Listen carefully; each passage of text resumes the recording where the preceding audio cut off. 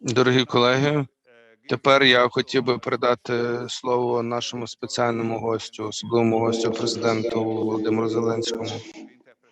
Дуже дякую, пане президенте. Дякую за всі теплі слова щодо підтримки України, за те, що зараз було сказано, за те, що ви зробили і наші друзі зробили для міцності нашої держави. Шановні колеги, пані та панове, я вдячний за запрошення, пане президенте Левіце, вдячний вам і маю честь звернутися сьогодні до всіх присутніх. Розпочну своє звернення одразу з головного, зважаючи на наш дорогоцінний час. Почну одразу з того, що ми пропонуємо. Перше, Україна має бути учасницею ініціативи трьох морів. Це неправильно, що наша держава залишилась за межами цієї прекрасної ініціативи. Ми маємо знайти формат, в якому змогли би реалізувати приєднання. Достатньо лише одного погляду на географічну мапу нашого регіону, щоб зрозуміти, що тільки з Україною всі наші країни можуть реалізувати увесь свій потенціал: економічний, інфраструктурний потенціал, соціальних зв'язків між нашими країнами, нашими людьми та історичні основи життя в нашому регіоні. Виходячи з цього, моя друга пропозиція – посилити трактовку співпраці в рамках Тримор'я. Кожна сфера, якою ми можемо займатися разом в рамках цієї ініціативи, вона ж насправді про безпеку. І передусім це логістика. Погляньте, будь ласка, на українську ситуацію зараз. Саме держави Тримор'я – це наш зв'язок з вільним світом.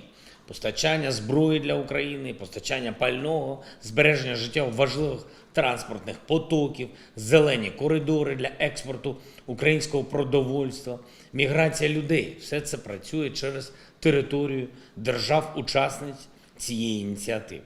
І так само Тримор'ю судилося стати ефективним тилом для будь-якої країни нашого регіону, якщо і їй також, не дай Боже, звісно, буде загрожувати Росія.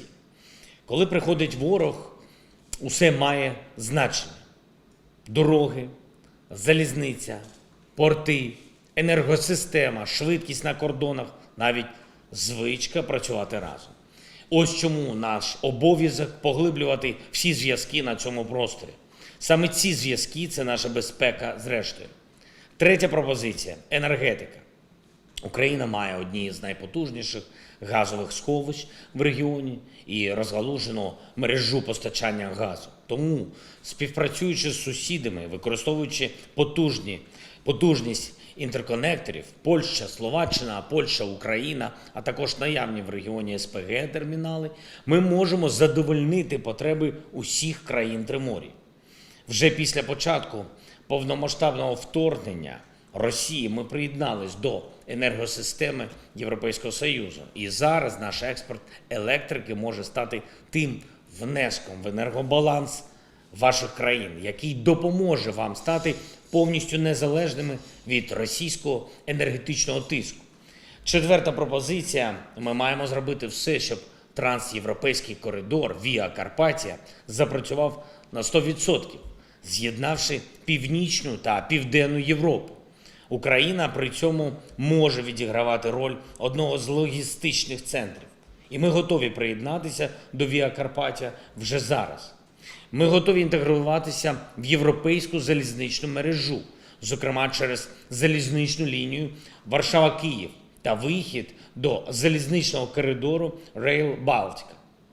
Ми маємо працювати і надалі над розширенням пунктів пропуску на кордонах нашої держави. П'ята пропозиція. Україна може надати підтримку багатьом інфраструктурним проєктам у сфері діджиталізації і посилити наші регіональні цифрові зв'язки. Враховуйте, що український досвід боротьби з кіберзагрозами є дійсно унікальним і може бути дуже корисним для кожної з ваших держав. І шоста пропозиція – участь у проєкті відбудови України. Це буде найбільший економічний проєкт нашого покоління. Політики часто говорять, що економічний добробут – це основа національної безпеки. І це дійсно так, але зовсім не так часто, як вони це говорять, політикам вдається реалізувати цей принцип. Тобто зробити економіку настільки сильною, що і держава стає достатньо могутньою. Зараз у нас з вами є такий історичний шанс.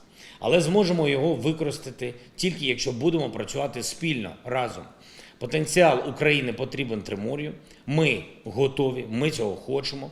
Україна вперше запрошена до участі сьогодні в саміті ініціативи трьох морів.